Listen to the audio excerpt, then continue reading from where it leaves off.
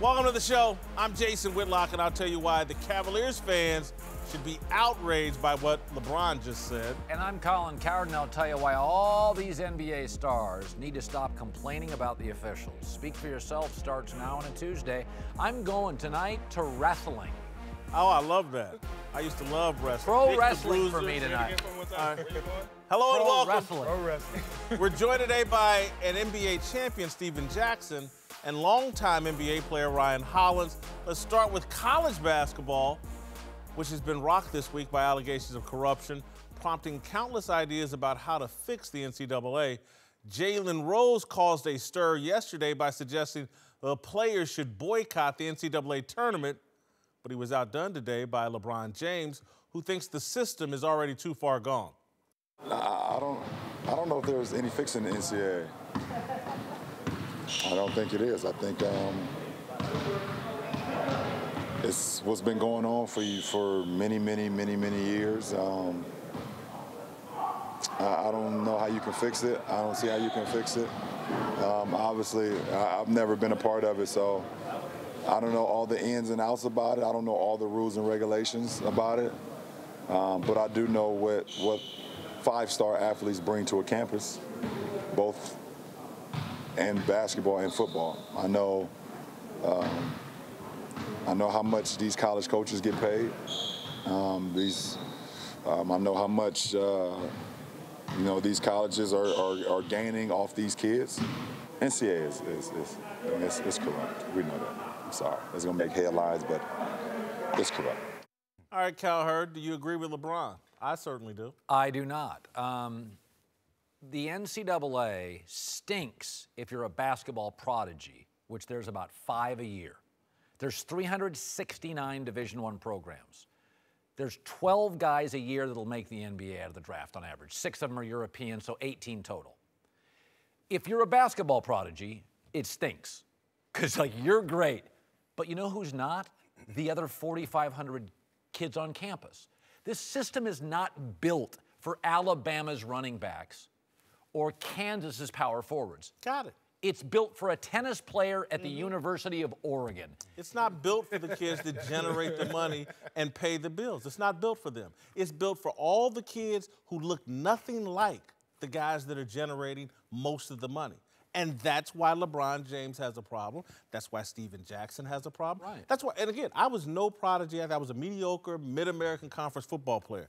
But it's why I have a problem. Because it needs to be fair for the people that generate the money and are footing the bills for the softball team and the wrestling team and everybody else to live like they're basketball players generating the money. And they're not.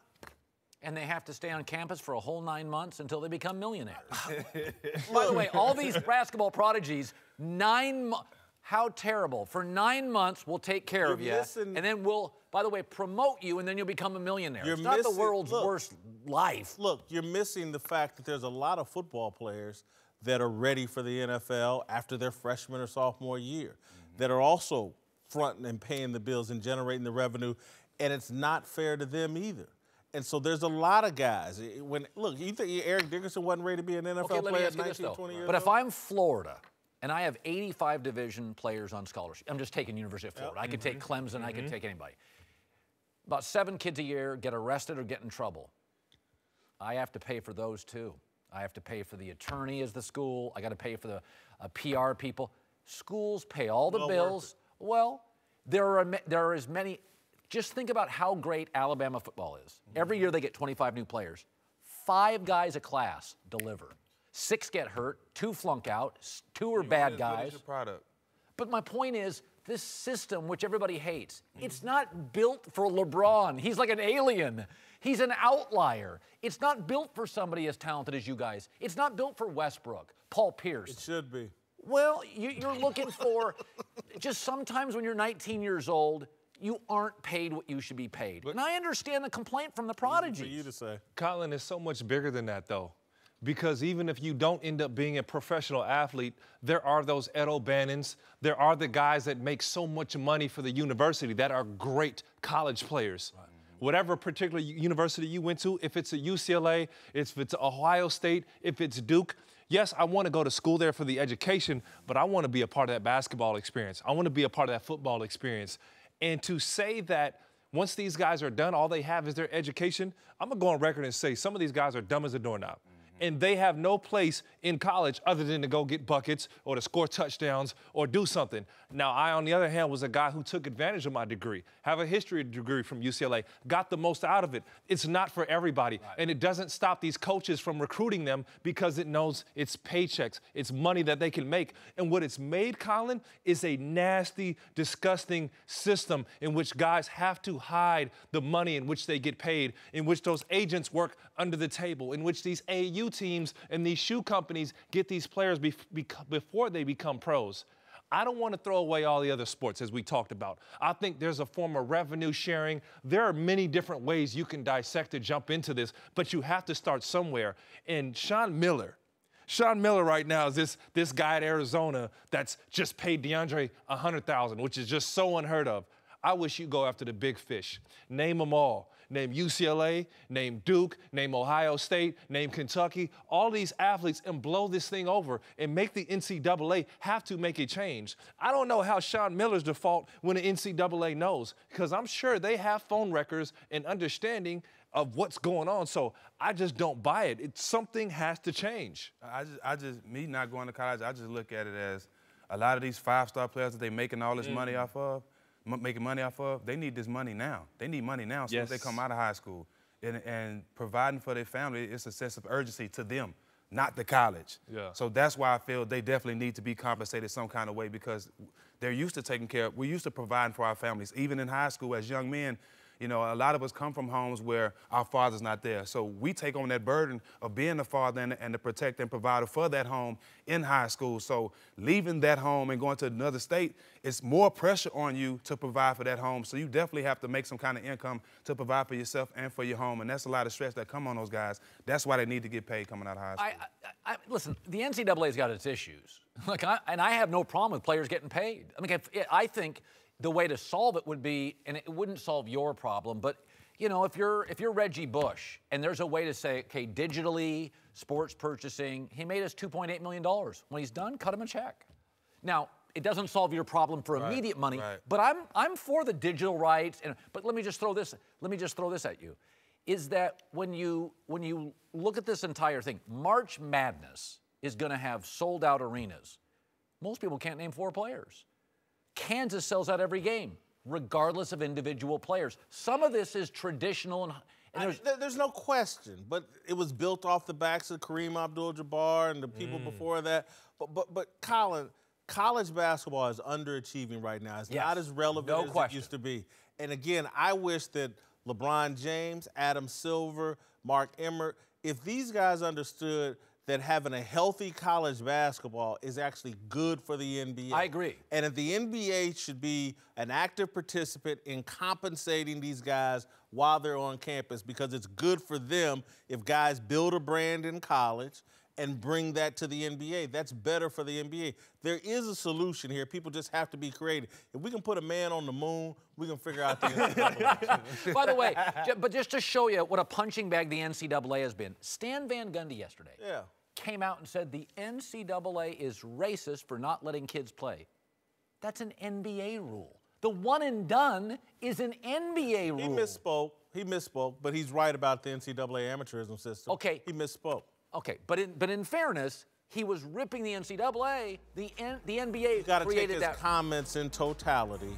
He basically is saying the NCAA system of amateurism is unfair to a significant portion of these African-American athletes. This is the Speak for Yourself podcast, and I'm Jason Whitlock.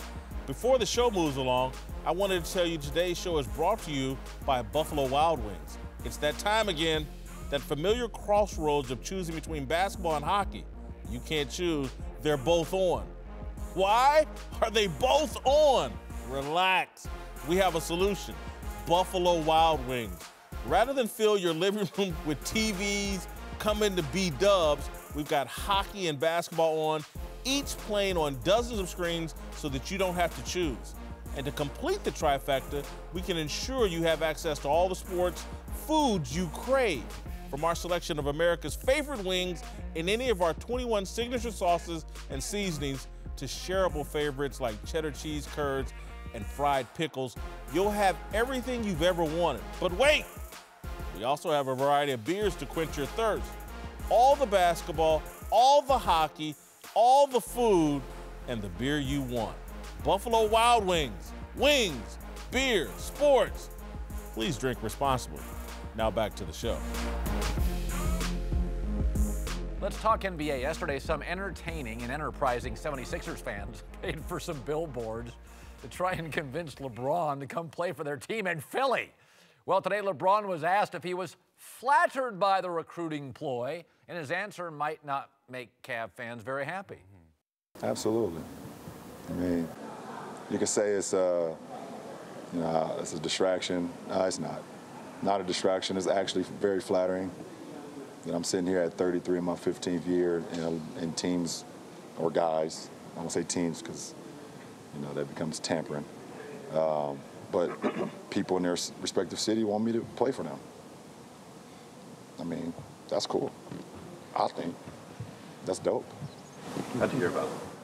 How did I hear about it? Did you see it? No, I haven't seen it. No, I haven't seen it. I heard about it before. I didn't talk to y'all yesterday, but I seen it before that just in case I saw y'all. All right, Whitlock, should the Cavs be bothered by it?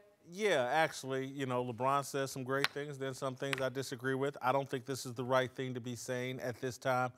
Let's just go back to February when there was a rumor about LeBron James and the Golden State Warriors. Listen to what LeBron said just a month ago about the rumors about him and the Golden State Warriors. For the rest of the season, don't ask me about nothing else, no other team. Unless we're competing against them the next night, or you want to ask me about a highlight that happened the night before. Don't ask me about being on a team, on another team, because it's unfair to my teammates here, my 14 teammates that we come and work hard for, the coaching staff and this fan base. So here he is just 3 weeks ago, don't talk about this. To me, is an indication, has he given up on his new team already? And now that he's given up, it's okay to talk about other cities, Philadelphia, Golden State, whatever. Just 2 or 3 weeks ago, hell, and it's still February, our shortest month, but it's still February, he was saying, don't bring this up to me. There you go, finding an old clip to ruin my argument. That was pretty good, I gotta be honest with you. I will say this, he's a really smart guy. I don't think he's gonna be swayed by billboards. LeBron's a real smart guy. But that's pretty good evidence. That was forensic files right there. He's given up on his current team. I'm not gonna lie. I think he should be flattered, anytime you want it in any job. Of course. How should his Cavaliers teammates feel? Well, I don't think they should be worried, because this is why I say that. You have a better life and you are happier when you worry about the things you can't control. They can't control if LeBron gonna be there or not. Don't even worry about it. You can't do nothing about it. If they want to put billboards around the whole United States, come play on my team, so what? You have no control. Worry about the team you got now. You can't control where he's gonna be there or not. Hey, anyway. fellas, you gotta understand, we live in a different day and age of transparency, right, where players can speak out. Players have voices. You can be yourself. Was he speaking out 3 weeks ago? He was, and he made a choice. He made a choice to make a statement for his team going into the trade deadline in amidst chaos. That chaos has died down now, so he can speak out and he can be himself. You could say this before.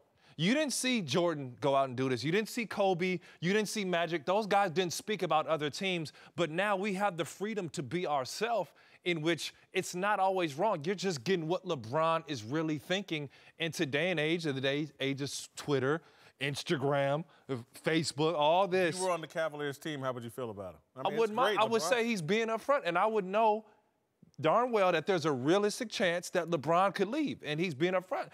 Do I want to hear about that now? Not necessarily, but there's no way I'll blow it out of proportion. For years and years, all these pro athletes get traded and have no control. Shaq got traded. Okay, but now that a player, an NBA player, is like, yeah, man, I'm kind of maybe initiating the trade. We don't like it. LeBron James can talk about moving. By the way, the GMs. Here's what I don't like about it, Colin. I would not be giving up on this current collection of Cavaliers players. It's too early. Keep a single focus, making the most of this situation, because again, it's like Control what you can control today. Okay, let me ask you He this. ain't going nowhere today. Right. Whenever you see in newspapers or blogs stories about trades, do you know how those get there?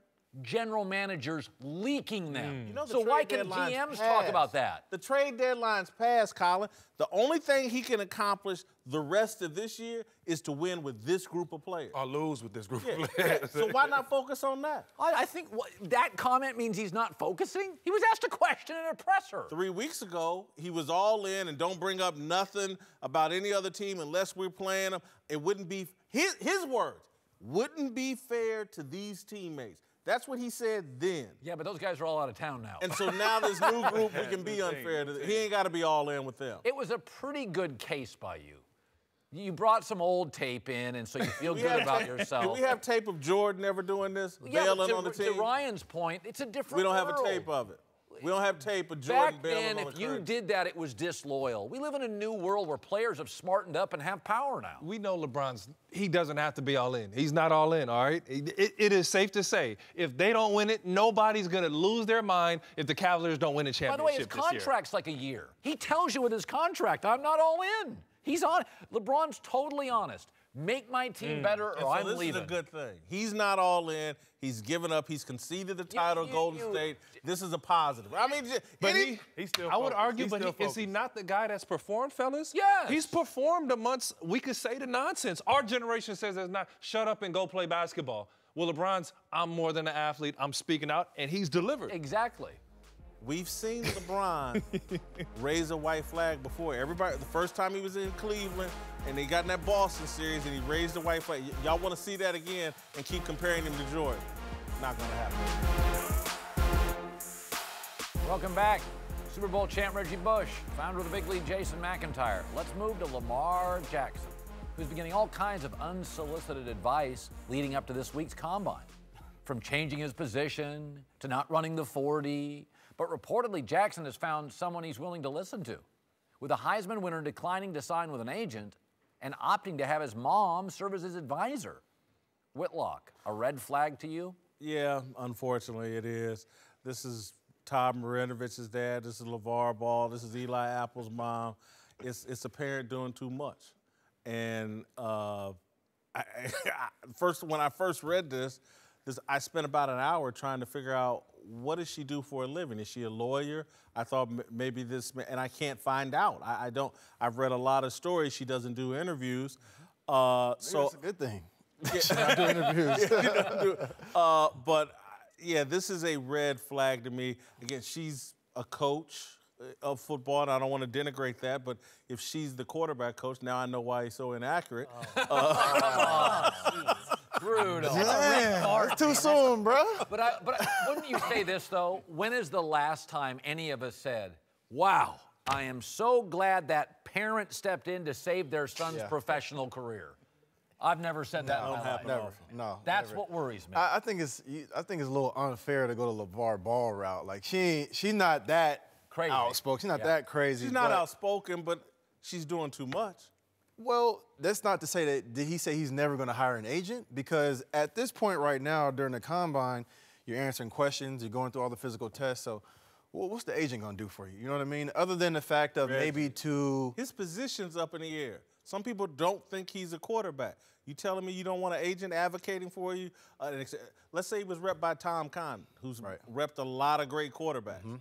He couldn't use that kind of advice and help right now? He possibly could, but listen, the tape speaks for itself, right? So for Lamar Jackson, he's going to have to put the owners, the GMs, the coaches' minds at ease by the way he handles the testing, the way he goes out and throws the football in the combine, the way he answers the questions in the interviews that he's going to get from all these different teams. So that's more so with professionally. Right, 100%. But when I look back on, when I was coming out, my agent, I needed him to get me the biggest contract possible, right? And that's it. You know what I mean? And whatever else I use him for other than that, that was on me. But for the most part, I need my agent to go get me paid. That's it. Other than that. You played running back and you had a Heisman Trophy and your talents were Nobody unquestioned. doubted your talent.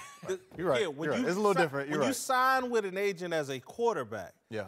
they then get you with a quarterback guru to work out with before the draft to work on your throwing motion, to make sure that anything they put you through in a workout, you're prepared for. Yeah. There's a lot of benefits to signing with an agent. I was texting with a couple agents at the Combine asking, what is this about? Why is Lamar doing this?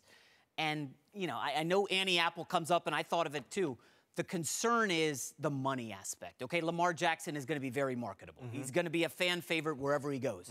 He's going to have a lot of offers. She's not a professional to handle all the money that's going to be thrown at him. Right. We saw recently Trent Richardson, what happened with his family and the money. He's bankrupt already. A lot of these athletes have their family involved in the money, and it gets ugly. That's the big concern. As for a red flag, though, let me take this angle. He's been in kind of a bubble his entire career. He grew up, Lamar Thomas, the great receiver, was a Louisville wide receiver coach. So he went from one bubble, Lamar Jackson, in Boynton Beach to Louisville. He's always had good people around him.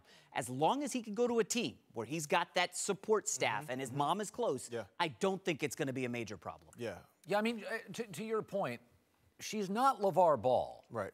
It feels like like protection, not promotion. But protection from what, Colin? That's what I kept looking into. She will not let his youth football coaches give interviews about Lamar Jackson. Nobody talks about him. It's all like there's some kind of either trust issue or they're hiding something. I don't understand why the mom's. Well, I mean, I'm sorry. Go ahead. I think we also need to maybe give it a chance too, because I read somewhere that his dad died in a car accident, right? Yeah. So at a very early age, this kid was forced to be what they were missing in that household. So there could be other issues or other things that are going on to where, listen, like having your mom there, it's not the worst thing. It's not the best thing, but it's not the worst thing. So maybe if we give it a chance to see where it goes, because I know at some point he is going to have to hire an agent. I've seen this thing backfire, and I'm trying to be careful here with what I say, but Jeff George, grew up with him. Yep. Very close with his family. Yeah. And some NFL teams had a problem with that. Yeah. That his circle wasn't football people, it was his family. And you know, Jeff George was criticized for being too close to his mother, even when he was at Purdue. And so this isn't the first time this issue has come up. And NFL executives and coaches and stuff like that, man, my parents divorced. I'm very close to my mother. I've had to draw a line in the sand with my mama. My mama is the greatest mama in the history of mamas. But I've had to draw a line and say, no. I'm running And I think one of the things that happens is sometimes we look at history and we say, okay, that's why that's not going to work, because history shows. But when you look at, for example, the situation with Philadelphia Eagles this year, right? Carson Wentz went down. Everybody said, Philly is done, because history shows that the gap between the starting quarterback and the backup quarterback is so substantial that it can't possibly work. And look what happened. It worked, and he got the Super Bowl MVP. So all I'm saying is that it's not to say that he's not going to at some point hire an agent. All right, welcome back to the show. Reggie Bush and Jason McIntyre are back. Let's move to the NFL, where after the New York Times claimed yesterday that Roger Goodell would fine Jerry Jones millions of dollars, new reports indicate that Jones will not be fined, but that the league is seeking reimbursement for legal fees from Jones's attempt to derail Goodell's contract extension and the battle over Ezekiel Elliott's suspension. Reportedly, Jerry's going to fight this. Cowherd, what's your reaction? Generally, your strength is your weakness. And Jerry's a fighter, and he's a battler, and he's probably litigious, and he's smart, and it's all coming back to bite him. And stubborn. This is why he owns the Dallas Cowboys. He is a risk taker. He, you know, I remember when he first got into this league, he was doing Pepsi, the league was doing Coke, and they wanted to sue. This is what happens to rich people, successful people. That they have success, they end up being like, I'm a little smarter than the average guy. They take risks they shouldn't take. I mean, Jerry's just being Jerry. This is why he owns the Cowboys, because he's this aggressive. The greatest winners know when to lose and how to lose. And when you're working with 31 other billionaires, sometimes you got to lose a couple, because Jerry wins most of his battles, and that creates jealousy and envy. And so this is a time, to me, Jerry, give him one. The other owners want their money back, their $2 million. Give it to them. Let them have that victory so you can win the long war and complete the stuff that's really important. On this one, I would let it go, give them the money, win the long war, be a humble loser on something small. I agree with you 100%. You know, this seems like a power struggle, and it also seems like bad blood between Roger Goodell and Jerry Jones that continues to carry over and now into what we see as a legal battle. And, you know, listen, $2 million, we all know that's nothing to Jerry Jones, right? And he can, you know, obviously, and this rule, correct me if I'm wrong, has been in place for about 20 years now. So this is just Jerry Jones, I think, holding some kind of grudge against the NFL and the way they handled Ezekiel Elliott and all the different things that transpired last year, ending up to why the Dallas Cowboys didn't, you know, make the playoffs, what everybody predicted them to be. I can't believe I'm the only one who loves this. I mean, what's more American than what Jerry Jones is doing right here? You're with me or you're against me. And Roger Goodell's against him, and we're going to war. Yeah. I'm not going to back down 1 ounce. Right. You know, we got the most powerful NFL owner here, Whitlock.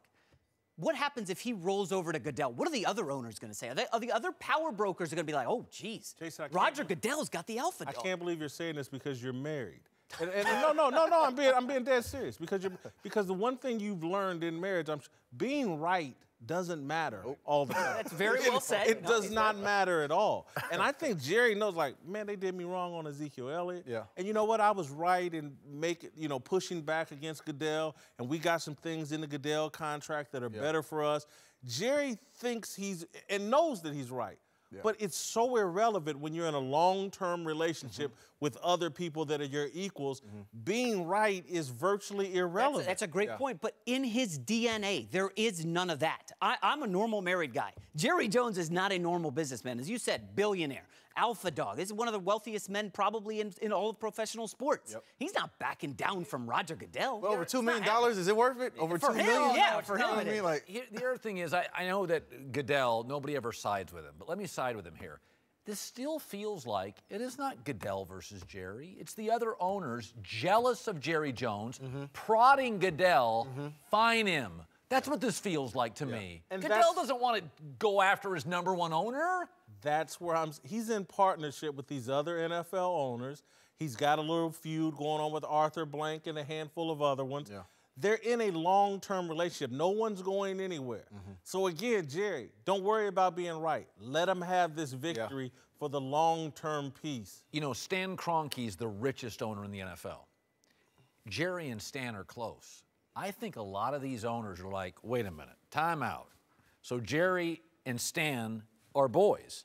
Yeah. And they're going to take this league over. We're going to have Super Bowls in Dallas, L.A. Dallas, L.A. They already got the draft back there. They got the draft back, and I think the rest of these owners are like, time out. Yeah. Okay, we're not going to have Stan and Jerry run the whole league, and they're telling Goodell, get after Jerry. Yeah. The smart person in a relationship gets what they want over the long haul and realize that they're basically controlling the league. And if you have to lose this small $2 million to maintain control of the league, it's well worth it.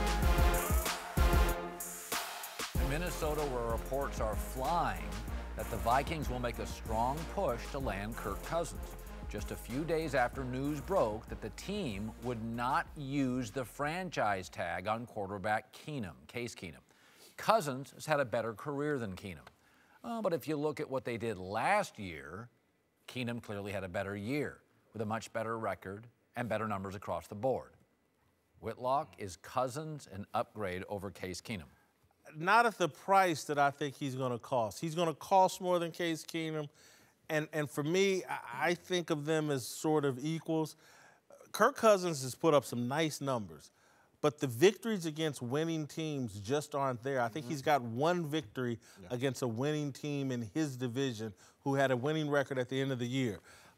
So I would have – I don't get this move. I mean, they're letting Teddy Bridgewater go. They're letting Case Keenum go. They're probably going to let Sam Bradford go. And they're going all in on Kirk Cousins. And the important victories just aren't there for me to see the Vikings. They were so close. The guy just completed, Case Keenum, the Minnesota Miracle, had him this close to the damn Super Bowl, and we're going to dust him for Kirk Cousins, who's never won a game. First of all, it's not that you win in the NFL at quarterback. Tebow and RG3 won. Okay, it's how you win. Case Keenum, when everything's perfect, won. It was perfect. Oh, wait, Aaron Rodgers in his own division. It was perfect. Aaron's hurt. The Bears started rookie, and the Lions were poorly coached. He made Kirk Cousins took completely dysfunctional Washington, who had given away to viability. In between the 20s? I mean, he took a dysfunctional mess and made it what? Viable. Cowherd, tell him who Kirk Cousins is throwing to. Practice squad guys you've never heard of. You know who Thielen was? Yeah. Undrafted. Oh, Thielen and Stephon Diggs and Rudolph. Made Thielen? He's undrafted, Colin. Who else made him? Was there Adam another Thielen quarterback? was not what Adam Thielen was last year. We was not talking about him like he was this year. So who do you think's better, Keenum or Cousins?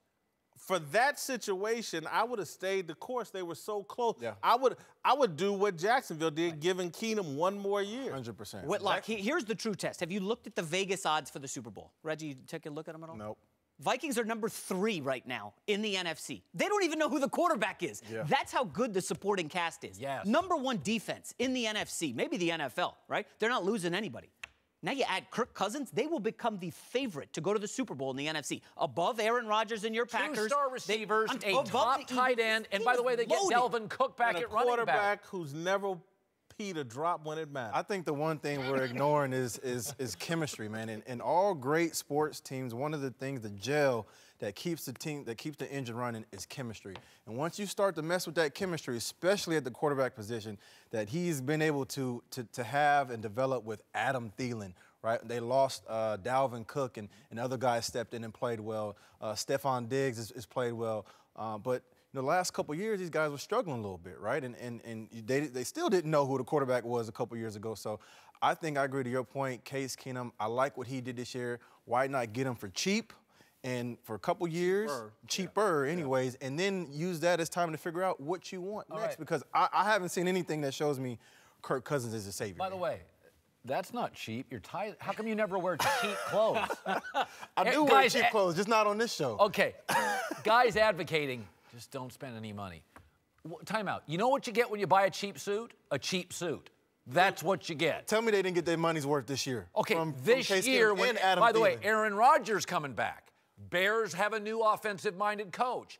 Detroit hired a better coach. Rams by the way, better. their schedule now is a first-place schedule. Nobody got hurt on defense last year. Well, we don't know what Detroit Lions is going to be yet. Everything you're talking about makes sense except for where's the proof that Kirk Cousins is some dramatic big winner? He's had chances to win games in Washington and hasn't Case done Keenum, $19 million, Cousins, $24. Who would you take? 30. For 3 years? I mean, for 3 years, like what they gave Blake Bortles, I'll take that. I would take Case Keenum at $19 million.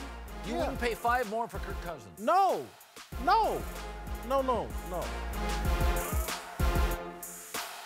Welcome back, Steven Jackson, Ryan Hollins return. Let's return to the NBA, where people are still complaining about the refs, despite meeting during All-Star Weekend that was meant to smooth relations between players and zebras. That was Sunday. LeBron complained recently that he's officiated differently than everybody else. And now Paul George says he and the rest of Oklahoma City's Big Three, they don't get any calls either. It's tough. You know, we're so aggressive. We play at the rim constantly. We're just officiated differently, all three of us. And it's tough. You know, at least one of us to get benefit of the doubt. But when we're on that floor, no one is getting, the better side of that whistle. But, we're going to keep attacking. We're going to keep being aggressive. That's our job, to put pressure on them. At some point, it's got to work out for us. Whitlock, should NBA stars stop complaining about officials? For now, they should, and they should take it up during the offseason. I think they have a legitimate complaint. The league is refereed differently. I don't think it favors the jump shooter. And so LeBron has led this whining, and it doesn't surprise me that Paul George has followed suit. I think this is ridiculous. So here are the guys that lead the NBA in free throws a game. James Harden, guard. Giannis, forward. Boogie Cousins, center. The guys that get to the line earn it. You want to know why Westbrook leads the league in drives, but Harden gets to the free throw line? Because Westbrook's blowing by people, and he's not getting fouled as much. Harden, in his herky-jerky stop-and-go style, is constantly creating contact. Two guys in my life have lived at the free throw line, Karl Malone and James Harden. They deserve it. Mailman wasn't the most vertical guy. Harden's not the fastest guy. If you look at who leads the league, it's guys that initiate contact, often have a style that's conducive to locking up. Harden doesn't blow by anybody. He don't blow by anybody, but what Russ and LeBron don't do, like I said the other day, when Russ, LeBron, Boogie Cousins, guys like that, Paul George, complain about calls, you got to listen to them. They blow by people, but they still get fouled. They go to the rim just like everybody else. They're better than everybody else. You expect them to make the shots, but they still get fouled. These guys attack at a high rate. They might not get fouled. They might not get the calls because the referees expect them to make the shots most of the time, but they get fouled. But when they talk about calls, I got to listen to these guys because these are the guys that attack the rim the most. The problem as players that we have with refs is not that they call a foul here, miss a foul there. It's consistency. I want to know that a foul is a foul night in and night out. You're in a lose-lose as a player. I compare a referee to a policeman. We need you. You make what we do safe. You officiate the game. We didn't like the replacement ref stack. we didn't. But you also have to understand it's a lose-lose because I'm not allowed to lose my temper with a policeman, with the referee. If you want to kick me out the game, you have authority to do so. You never make a mistake as a policeman. As a referee, you really don't make mistakes. It's rare, Stack, that you'll see a referee come over, I missed that one, Stack, my fault. And all we want is communication. When one night I can communicate to you and say, hey, you missed that foul, I thought I got fouled there, this is okay, I'll be better, hands off, we're good. And the next night I get told to shut up, play my role, I can't talk to you. That's the problem with players. We just want consistency. That's a legitimate complaint because there are officials who are really rigid, and then there are guys that are a little more joyful. To your point, I've seen it with umpires through the years. There are some umpires that favor pitchers and some that favor hitters. Refereeing a bunch of multimillionaires is hard. Yep. Because, again, when you're a multimillionaire, you got an ego. And you take on like a godlike complex a little bit. And you think you can do no wrong as well. And so I have some sympathy for the referees in terms. The NBA has exploded. You know, you got 6th and 7th men making millions of dollars, and they all want to be ref like LeBron. And so all that chirping sounds the same to them. It don't sound any different when LeBron's chirping or the 7th man for the Memphis Grizzlies chirping. All the ref knows is like, damn. But, Jay, how do you handle that, though? How do you handle that? It's tough. Okay, they're humans. I got somebody. Tough. Dick Bavetta. Dick Bavetta was 100 years old, probably messed up more calls than you can imagine. You know the simple thing that Dick had? Respect for each and every man, and he made a call, you listened. Different era. Why, though? It's a different era because, one, Dick Bavetta's not reffing these current players. Dick Bavetta was refereeing, an older generation of players or a different generation of players. Reportedly, Kawhi Leonard is back with the Spurs, eyeing a March return from the injury that has kept him out most of the year. Kawhi took issue with the team's treatment of the injury, but interestingly, his return comes just a few days after Greg Popovich said Kawhi might not play again this year. Cowherd, does Kawhi look bad here? No, it looks strange, and he has a very unique, strange personality. This is the classic Kawhi Leonard controversy, communication issues. He doesn't talk. I mean, he is a very unique person. Almost every great player, the Isaiah Thomas, Magic Johnson, Kobe Bryant, they talk, they communicate. John Stockton didn't talk. Kawhi Leonard doesn't talk. So it's not a surprise there have been communication issues in this. You know, he came into this league from a non-traditional program. I've never heard him quoted. He then gets hurt, goes and doesn't like the way a really great organization does it, goes to New York. This whole thing has been strange, but I've always found him as a personality. He's a little different, little loner. This is who he is. I think he looks kind of self-aware here. I don't think this is a bad look for him. Sometimes as a poker player, you got to know when to hold him, know when to fold him. He folded. The Spurs called his bluff. He folded. He came back. I kind of like this. It shows some self-awareness. Well, me knowing the Spurs organization is a couple of things that keep you on the limb. Makes you think it's more than what's coming out. I talked to Kawhi about a month ago. He said everything was fine. But me knowing Pop and knowing how much he cares about the team and winning, he'll move on with or without you. And that's one thing about Pop. Either you with us or without us, and he's going to do what's best for the team. And he's never going to put one person before the organization. It's all about the team first. And like I said, when I talked to Kawhi, he told me everything is good. So that's the only thing I can take from it is everything is good now. But by him not playing all this time, me knowing that he want to be one of the best players, he want to be one of the top players in the league, by him not playing, it got me thinking that it's more to the story, something that we don't know. Yeah, we're looking at the Bill Belichick of the NBA, you know, a system over player. It's a lost art. And one thing that Kawhi has done, or Popovich has been able to do, is to send a message to the team. Because I tell you, as a guy in that locker room, I'll tune you out. If I feel like Kawhi's getting preferential treatment and I'm not getting that same treatment, you're yelling at me to get back on defense or get into the gym early, and he's not in, and he's supposed to be an integral part of our team, that's a message from Pop, because it's playoff time. And also on the other end, from the player's perspective, look at Isaiah Thomas. We talked about that earlier, Colin. Isaiah Thomas went from a shining light in the league to a guy who's pretty much infamous, a cancer somewhat in the locker room, I've heard, which is absolutely ridiculous because of what? Because of injury, because he risked loyalty to the team over his own health and his own family, and see where it got him. That's a hell of a point. That's true. And, you know, with Kawhi, he wants to be great. That's the sad part. Like, he wants to be great, and if it's an injury that's that serious that's keeping him out, then it's way more serious than we know, because he wants to play the game. This is probably the best two-way player we've seen in the last couple of years. So for him to not be on the court, that's what has everybody asking questions. If it's not an injury, then what is it? All right, welcome back. Time for last call. Let's move to the newest LA Ram, Marcus Peters, who was just traded by Kansas City, but spoke up for another former Chief yesterday, saying quarterback Alex Smith doesn't get enough respect and that he expects some turnovers out of Smith's replacement, Patrick Mahomes. Cowherd, do you like Peters talking trash here? I like trash talking unless it's from a quarterback. It doesn't bother me. I mean, I think perimeter players, you're on that island. That's kind of, it's a badge of honor. You talk trash out of the huddle and the DB sizes you up and talks it back. I think it's accurate. I don't even think it's trash talk. I read Marcus's comments. He played a lot against Patrick Mahomes, Pat running the scout team offense. And I think the Chiefs are going to find out just how valuable Alex Smith was. Patrick Mahomes got a lot of talent, but I think he's going to be a turnover machine. And so I kind of agree with Marcus Peters.